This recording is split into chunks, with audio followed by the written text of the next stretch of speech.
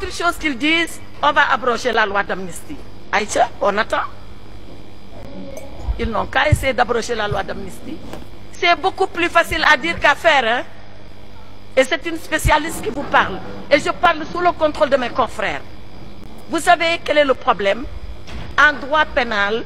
il y a ce qu'on appelle l'intangibilité des droits acquis et la non-rétroactivité des lois. Naby Vision. Alors, les gens, certaines personnes ont bénéficié de la loi d'amnistie. Et pas n'importe lesquelles. Hein. Je rappelle que le président de la République et son premier ministre sont sortis de prison grâce à la loi d'amnistie. Alors, la non-rétroactivité des lois permet que la loi qui abroge la loi d'amnistie ou ne permet pas que la loi qui abroge la loi d'amnistie fasse rétroagir et aller chercher des actes qui sont couverts par la loi d'amnistie. C'est un débat sérieux. Il ne faut pas qu'on s'amuse avec ça. Parce que nous amuser avec ça veut dire que le Sénégal, justement, ne sera plus un état de droit. Nous amuser avec ça veut dire que on va ramener notre régime à un régime naka-naka où on peut faire n'importe quoi seulement parce qu'on a une majorité soi-disant écrasante à l'Assemblée nationale. La majorité écrasante à l'Assemblée nationale, elle doit s'occuper des préoccupations des Sénégalais. Il faut que ça soit clair. On n'a pas peur d'aborder ces débats-là. On n'en a pas peur, s'il vous plaît.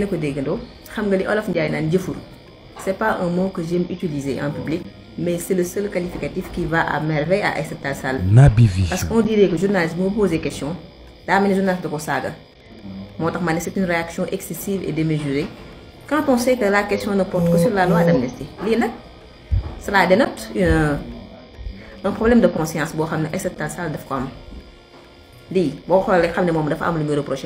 on dirait qu'elle a un problème de conscience, mais c'est son affaire.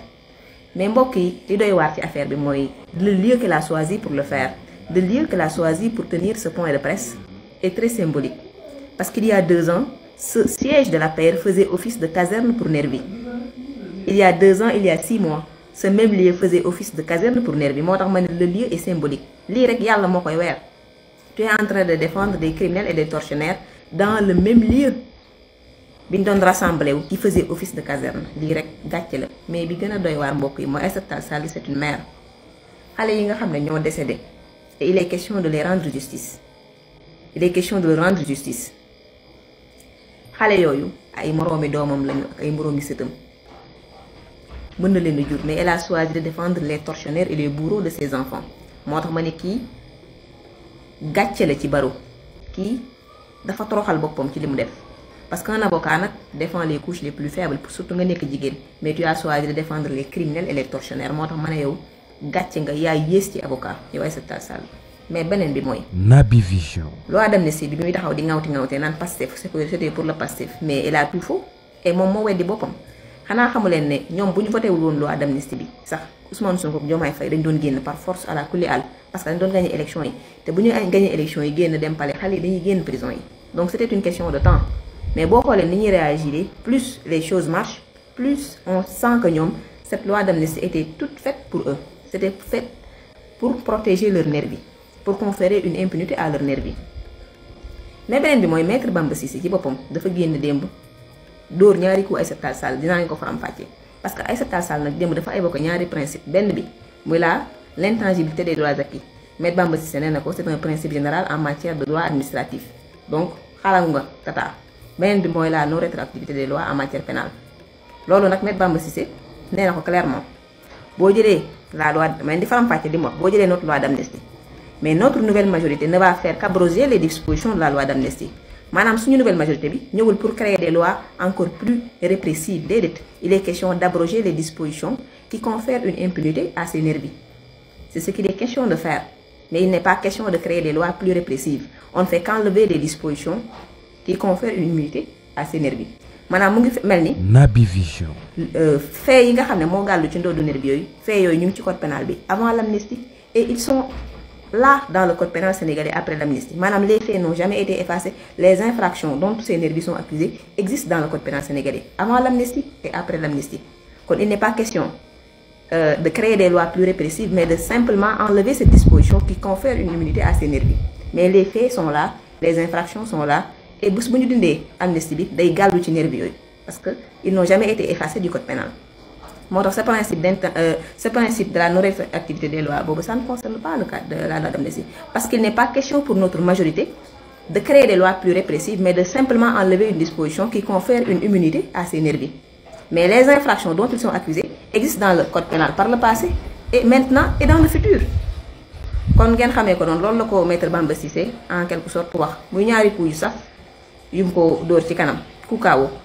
ngeen xamee ko noonu moom dafa jàpp ne elle a le monopole du savoir dafa jàpp ne moom gën a muus ci àddina moo fi gën a rëy xel mais jaarama maître Bamba Cissé beneen bi nag sama gars yi mooy moom certainement Aïssata Tall Sall comme elle est ridicule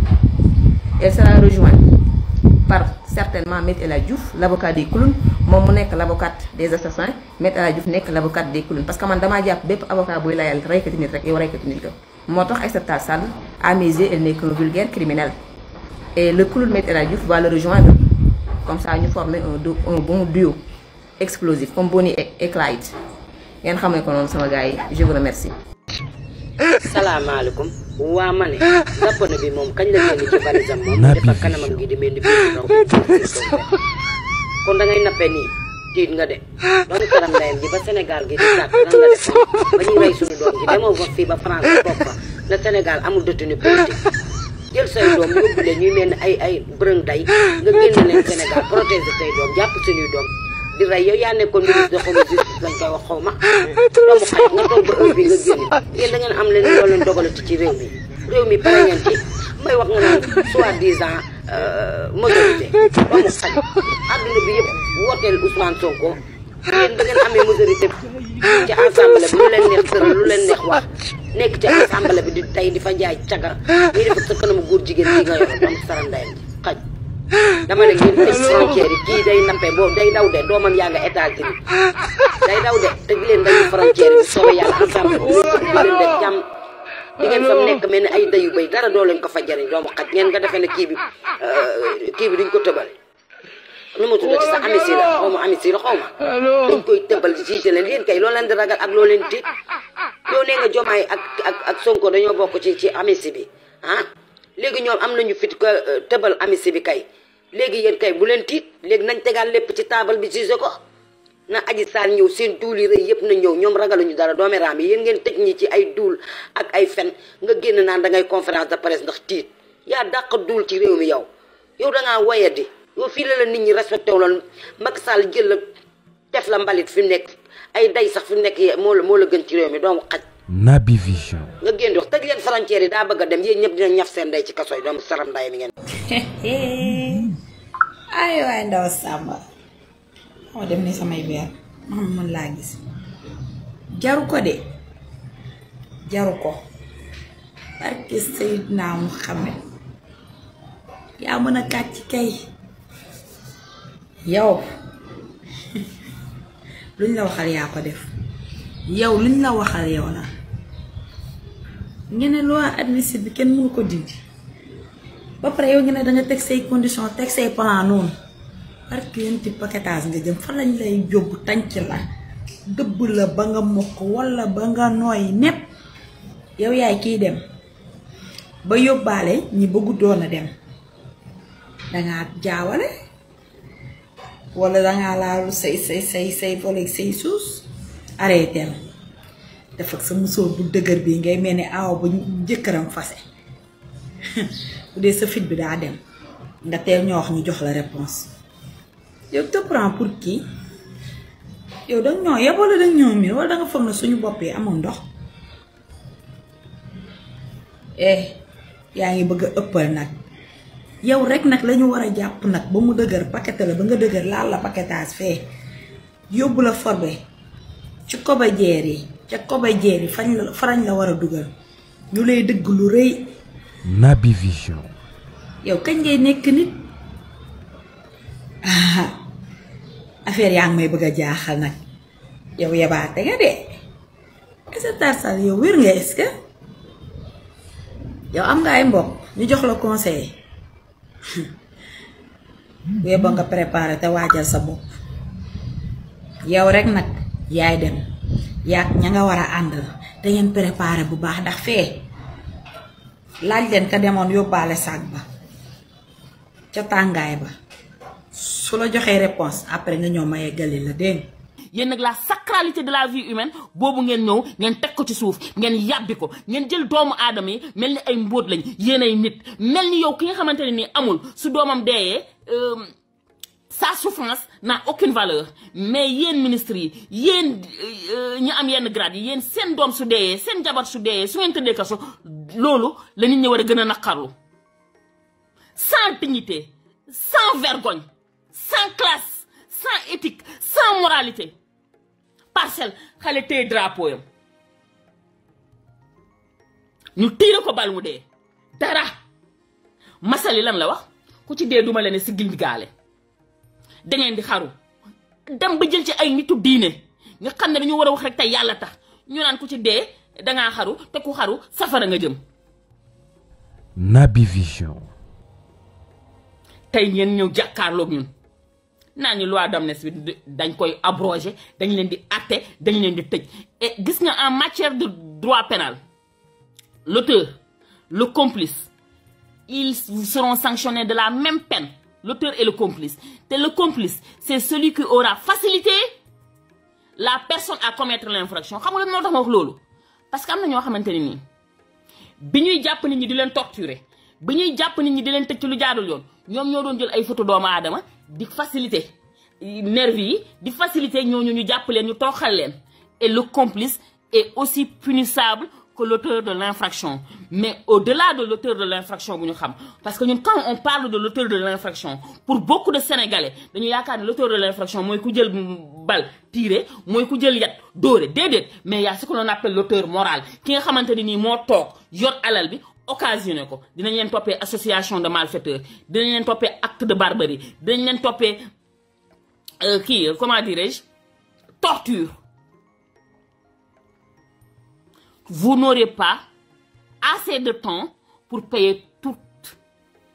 tout le mal que vous avez fait à ce peuple-là. Man des fois dama doon xool sama réew ba ci yàgg ma bënn samay bët di jooy moo tax actuellement nit ñi suñuy jaay seytaane naan wee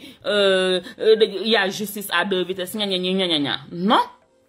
non vous nous avez fait trop souffrir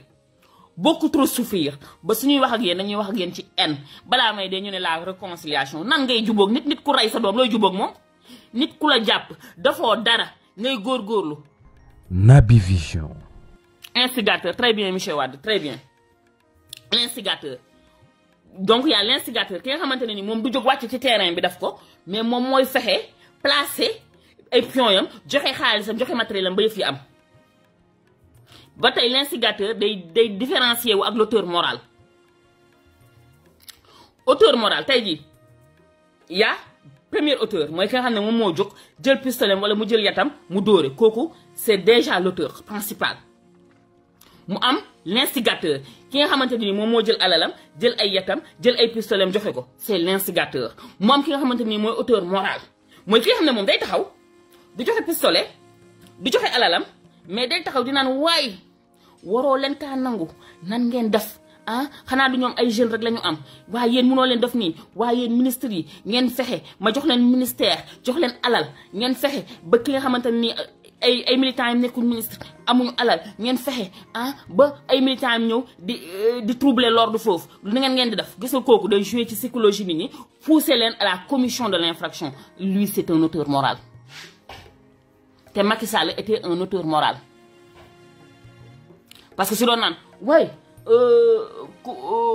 ku perte sa localité